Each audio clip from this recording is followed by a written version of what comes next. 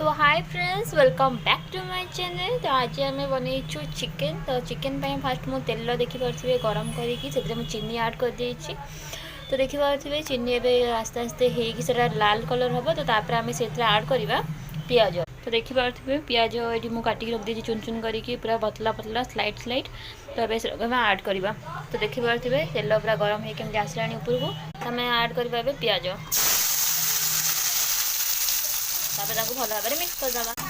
देखिए से चीनी जो पकाई से केमती लाल लाल देखा कहीं जिते आम चिकेन हो कि जो भी जिन बनवा तो प्रथम आम चीनी पकईवा तेल तो कौन ना कलर चेंज कर दिए।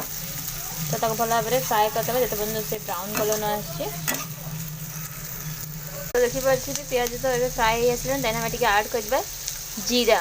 तापर से आम ऐड करवा कंचा लंका निजर राग जो खाऊँ से हिसाब से करेंगे कहीं मुझे पेस्ट बनई से कंचा शुखला लंका ऐड कर कम कंचा लंका पकेबा। तो ये पड़े फ्राए हो तो चलो मुझे देखा कौन कौन पेस्ट कर। तो गाइस देखिपे आम पेस्ट हो जोटा कि आम टमाटो रसुण कंचा लंका और अदा ये आम पेस्ट हो कि पियाज को साइड करके आम टे लंका गुंड पकड़ा जोटा कि कलर पे मिक्स करदे। तो देखिपे आमर पियाज बढ़िया भाव में फ्राए हो गला। आम मैरिनेट कर चिकेन जोटा कि मुझे हलदी लुण दही पकईकी मैरिनेट कर। तो लंका गुंड भी पड़ी तो आम ऐड करदे। तो देखिए मुझे ऐड करदेली आपको भल भाव में फ्राए करवा कहीं आम ये कम पे पकईली मसला कम स्टार्टिंग पकईदेली। आम जो यहाँ प्रथम आपको भाजीदेवा तो ये भल तार आइंसिया स्मेल रही। तो से आगे आम आपको तेल में भाजीदेवा तापर ये आम ऐड करवा जो मसला प्यूरी कराई आम पकईवा। आम से ऐड करवा आमर अमूल बटर टन जोटा कि खाया बहुत टेस्ट लगे।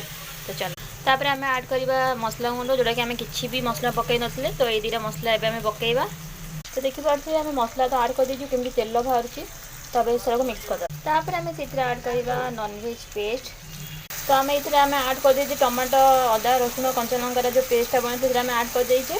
तो देखिए ये टी भल भाव में कषिब जमीक साइड साइड तेल बाहर तापर जानवे कि आप कषाटा हो जाए।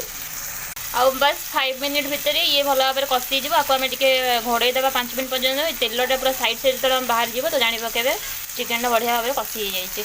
तो गाइस देखिपे से साइड साइड केमती सब तेल आसीगला। तापर आपको आम कषि देवा टिके तापर आमर चिकेन कषा रेडी हो। तो फाइनली आमर चिकेन कषा होगा रेडी। आउ जदि मो चैनल आपण मानक भल लगे न्यू न्यू वीडियो देखा चाहते कमेंट करूँ।